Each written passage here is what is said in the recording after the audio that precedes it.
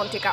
নলবাৰীৰ অৰৰত সংঘটিত হয় এই ঘটনাটো আমি দৃশ্যাংশ আপোনালোকক এই মুহূৰ্তত দেখুৱাইছো মঞ্চত নৃত্যৰত অৱস্থাতে এনেধৰণে বাগৰি পৰে অভিনেত্ৰী শ্যামন্তিকা শৰ্মা ইয়াৰ পাছতেই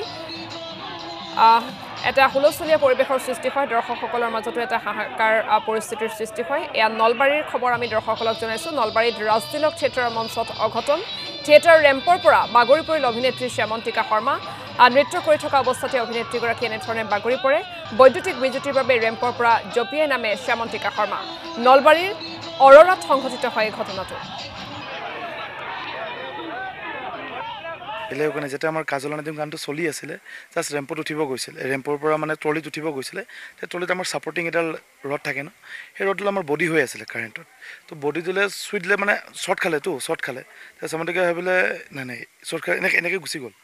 গৈ পেলাই ভাবিলে নাই ইয়াত বডি হৈ থাকিব না ট্ৰলিৰ পৰা নামি দিলে জপিয়াই দিলে সেইটো গুচিলে বোলে একো নাই তাৰপিছত নাটক গানটোতো চলিয়ে থাকিল সুস্থ তাৰপিছতো আকৌ ডেন্স কৰিলে